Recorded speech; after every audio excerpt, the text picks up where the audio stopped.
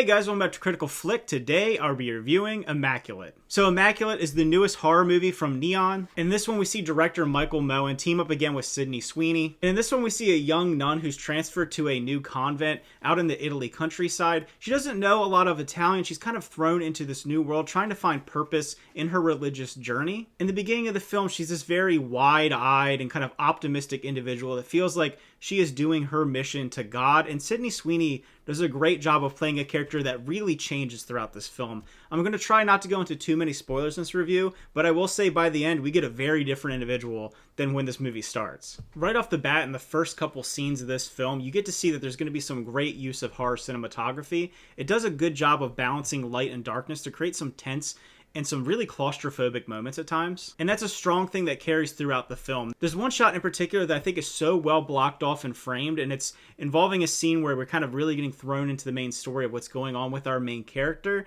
and she's wearing like full religious regalia, you know, like a very beautiful headdress and cloak and everything, and just the way that it's all framed in that shot creates almost an uneasiness, and that's something that Sydney Sweeney really brings to this role. She is someone that is feeling herself fall apart. She's feeling her loss of faith, her loss of innocence, and it really shows on her face. There's some great facial expression acting she uses in this film, and it really shifts over to full physicality by the end. And speaking of physicality in this movie, there is some brutal body horror, particularly in the third act. This movie may not be for everyone. I think some seasoned horror fans won't find anything too wild or too crazy, but if you're going into this expecting kind of a more conservative or reserved horror film, you will definitely be surprised by the end with the amount of gore and blood in this one. It's always interesting how movies handle the use of religious imagery in their storytelling, and I think this movie is a great example of how to do that in horror and create uneasiness. Kind of using this idea of how religion can be used for good and bad, and kind of that balance between the two.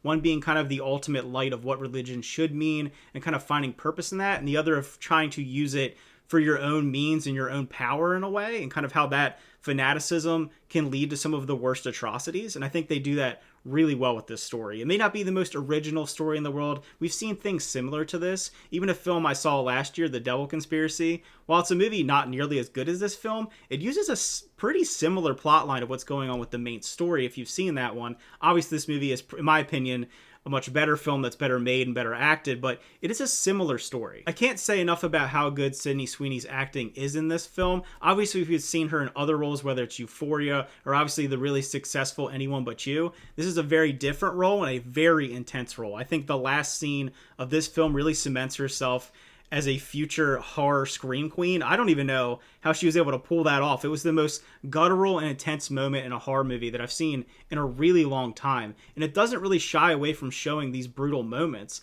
And I do like how they handled the end of the film. I do think some people may find it a little ambiguous. And I will say right away, if you are a religious person, this is not probably going to be the film for you, and it will be very upsetting. So that's something you have to take with a grain of salt going into this one. But as a horror fan, I thoroughly enjoyed her performance in this film. The movie also makes great use of its score. It kind of uses that really shrill and intense violin swells that we've seen in modern horror used to great effect in this one as well. The only real negative I have for this film is the overall pacing of the movie. The first probably hour of this film is a very slow burn for the most part, and it takes a while to really ease its audience and its characters into what's happening in the story.